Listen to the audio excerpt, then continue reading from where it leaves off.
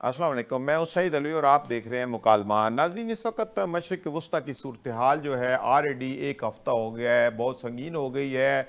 Iran और Israel के दरमियान जंग है, एक हफ़्ता क्रॉस कर गई है। लेकिन जो एक हफ़्ता क्रॉस किया, साथ ही अमरीका की तरफ से जो ईरानी जोहरी तनसीबात के ऊपर हमला किया गया, उससे सूरत हाल मज़ीद संगीन हो गई है। और इस अंदाज में हमला किया गया है कि कई टन जो है वो बारूदी मवाद वो फेंका गया है और बहुत जदीद तरीन तैयारे जो उनके हैं B-2 वो इस्तेमाल किए गए हैं। इस तरह जबकि अमेरिका ने खुद टाइम दिया था कि 2 हफ्ते तक हम इसमें मदाखलत नहीं करेंगे, लेकिन वादा की पासदारी नहीं की गई और इसी दौरान ये अचानक अमेरिका की तरफ से ईरान की जौहरी तनसीबात के ऊपर हमला कर दिया गया। इससे सूरत हाल और बहुत ज़्यादा संगीन हो गई है और इस वक्त बहुत सारे ऐसे चैलेंजेस हैं जिनको ईरान को भी सामना है, पूरी उम्मत मुसलमा को भी इस वक्त बहुत इन मसाइल का सामना है। इसी हवाले से तफसीली बातचीत करेंगे। मुझे ज्वाइन किया है लियाकत अली तूर साहब ने। लियाकत अली तूर साहब, प्रोग्राम में खुशामदीद।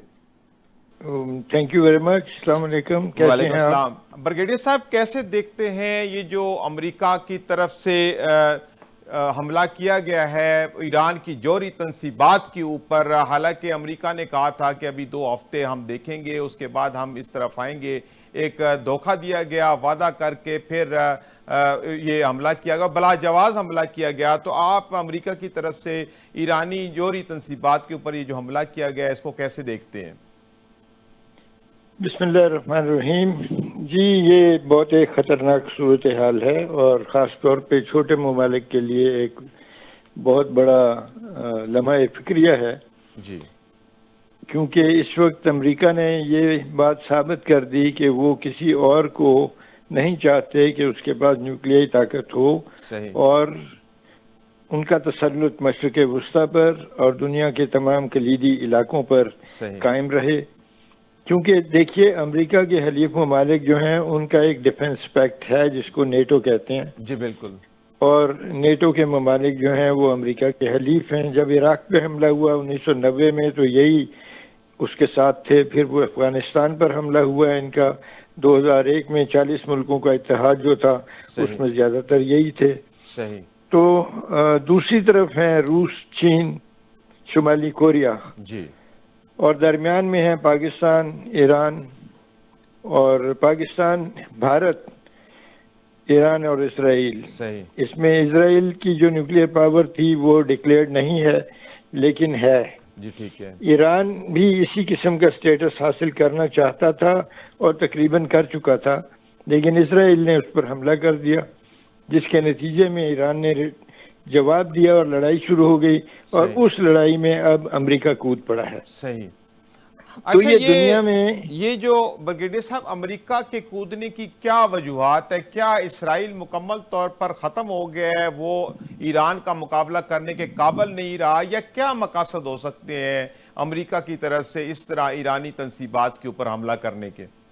जी बिल्कुल, आपकी बात जो है वो दुरुस्त है। इसराइल को वो नुकसान नहीं हो सका ईरान के साथ लड़ाई में।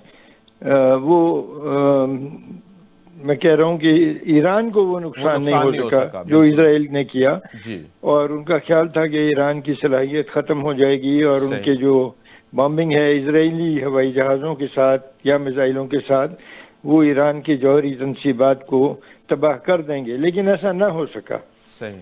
और ईरान ने जो जवाब दिया उसकी भी शायद उनको उम्मीद नहीं थी। उनको बड़ा मान था आयरन डोम एयर डिफेंस सिस्टम पर और पैट्रियट एयर डिफेंस मिसाइल्स पर और अपने मिसाइलों पर, अपने ड्रोन्स पर, लेकिन वो सब कुछ पेनिट्रेट कर गए ईरान के अपने बनाए हुए मिसाइल जो थे, और उन्होंने तबाही मचा दी। पहली बार इजराइल के अंदर और इजराइल के लोगों को एहसास हुआ कुछ कि तबाही क्या होती है। अच्छा ब्रिगेडियर साहब, आप क्या समझते हैं कि अमेरिका का यूं अचानक आना बगैर किसी यानी कि अप्रूवल के, ना अपने मुल्क से अप्रूवल ली, ना इत्तेहादियों से अप्रूवल ली, और अचानक इस तरह उजलत में हमला कर देना, इसके पीछे उनकी क्या हिकमत अमली हो सकती है? देखिए, अचानकपन तो जंग का एक माना हुआ असूल है जी, बहुत पुराना असूल है, कदीम है। तो उन्होंने अचानकपन हासिल किया और इसको हासिल करते हुए उन्होंने अपनी अवाम को भी अचानकपन से दो चार कर दिया। सही। اور امریکن کانگریس کو بھی اچانک پن سے دوچار کر دیا، یونائٹڈ نیشنز کو بھی اچانک پن سے دوچار کر دیا. ان کا خیال تھا کہ اس سے ان کو بڑی کامیابی مل جائے گی.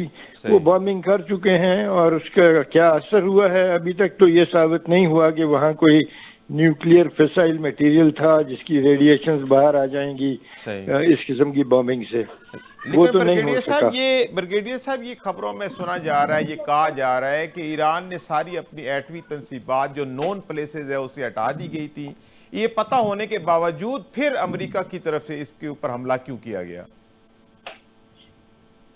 ان کا خیال تھا کہ وہاں پر نتنز میں اور فردو میں اور اصفہان میں جو ایران کی تنصیبات ہیں ان پر وہ نقصان نہیں ہو سکا جو اسرائیل کو مطلوب تھا. صحیح. لہٰذا انہوں نے اناؤنس کیا کہ ہمارے پاس جو بم ہیں وہ بہت کارگر ہیں اور وہ 95 میٹر زمین کے نیچے تک جا کے پھٹ سکتے ہیں.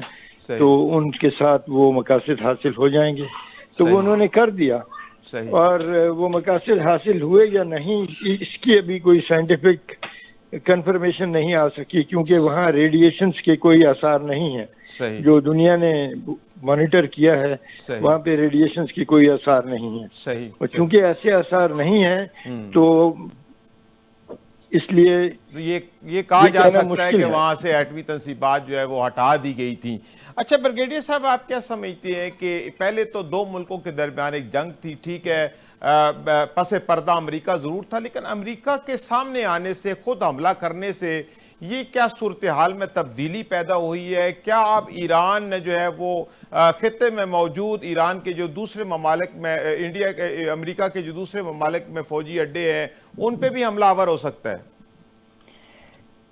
پورے دنیا کے اندر خاص طور پہ چھوٹے ممالک میں بے یقینی کی کیفیت پیدا ہو گئی ہے اور یہ اب سمجھا جائے گا کہ امریکہ اور اس کے حلیفوں کی اس دنیا کے اوپر ایک قسم کی زبردستی جس کو اردو پنجابی میں بدماشی کہتے ہیں وہ قائم ہو گئی ہے. اب لیکن یہ دیکھیے بڑی مشہور ربائی ہے عمر خیام کی جس میں وہ کہتا ہے کہ میں نے ایک دن بدمستی میں شیشے کا جو سراہی تھی وہ دے ماری چٹان کے اوپر اور وہ ٹوٹ گئی.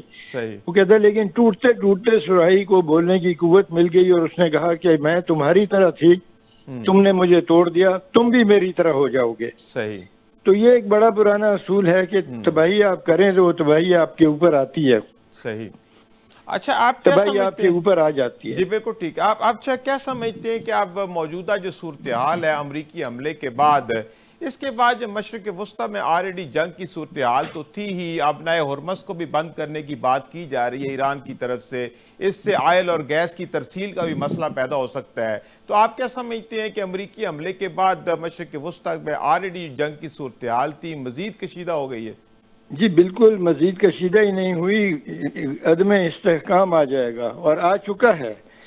جب لوگوں کو پھر چھوٹے ملک جو ہیں یہ کسی بڑوں کی طرف دیکھیں گے کہ ان کے حلیف بنے ہم. دنیا پولرائز ہو چکی ہے اور مزید ہو جائے گی اور یہ صورتحال آپ کو جنگ کی طرف، عالمی جنگ کی طرف لے جائے گی. اس میں کوئی شک نہیں ہے کہ چھوٹے ملکوں کو جو غیر یقینی صورتحال ہے، جو عدم تحفظ کا احساس ہے، وہ ان کو مجبور کرے گا کہ وہ پاور بلاکس میں شامل ہوں. فی الحال تو دنیا میں وارسا پیکٹ والا پاور بلاک ختم تھا اور روس ٹوٹ چکا تھا. چین نئی قوت کے طور پر سامنے آئے لیکن چین کا کوئی فوجی مقصد نہیں ہے. فی الحال وہ فوجی عزائم نہیں رکھتا، توسیع پسندانہ عزائم نہیں ہے. لیکن میرا خیال ہے کہ اب مجبور ہو کر کوئی نہ کوئی بلاک بنے گا، بن سکتا ہے، اور چھوٹے ملک جو ہیں وہ تقسیم ہو جائیں گے. جی ٹھیک ہے. اچھا بریگیڈیئر صاحب، جیسے امریکہ کھل کے سامنے آ گئے اسرائیل کے ساتھ، تو اسی طرح ایران کے پیچھے جیسے روس اور چائنا کو تصور کیا گیا ہے، تو کیا امریکہ کے کھل کے سامنے آنے کے بعد کچھ چانسز نظر آ رہے ہیں کہ روس اور چائنا بھی کھل کے سامنے آئیں گے اور ایران کا عملی طور پہ ساتھ دے سکتے ہیں؟ دیکھیے پہلی بات تو یہ ہے کہ اقوام متحدہ کے سیکرٹری جنرل جو ہیں انہوں نے بڑے سخت الفاظ میں مذمت کی ہے امریکہ کی، اور یہ واضح طور پہ کہا ہے کہ یہ بین الاقوامی قانون کی خلاف ورزی ہے جو کچھ امریکہ نے کیا. دوسری بات یہ ہے کہ اب جیسے میں نے پہلے کہا ہے کہ دوسرے ممالک جو ہیں وہ بھی کوئی بلاک بنانے کی کوشش کریں گے، کیونکہ حقیقت کے طور پہ سامنے نظر آتا ہے کہ نیٹو ایک فوجی اتحاد ہے، جی بالکل جبکہ OIC کوئی فوجی اتحاد نہیں ہے. وہ ایک کانفرنس منعقد کر سکتے ہیں، اکنامک کوآپریشن کی آرگنائزیشن اسے کہہ سکتے ہیں. جی بالکل ٹھیک ہے. کسی زمانے میں لیکن اس دور کو صاحب آپ کی کانفرنس کہا بات جاتا بالکل تھا. ٹھیک ہے کہ مسلمانوں کے پاس صرف قراردادوں کے علاوہ کوئی کسی قسم کا پلیٹ فارم نہیں ہے، جی ہاں. کوئی عسکری پلیٹ فارم نہیں ہے جس کے ذریعے ایک دوسرے کی مدد کی جا سکے. بالکل آپ کی بات ٹھیک ہے. بریگیڈیئر صاحب آپ کا بہت شکریہ، آپ نے وقت نکالا اور پروگرام میں شامل ہوئے. ناظرین یہاں پہ وقت ہوا ایک بریک کا، حاضر ہوتے ہیں چھوٹے سے وقفے کے بعد.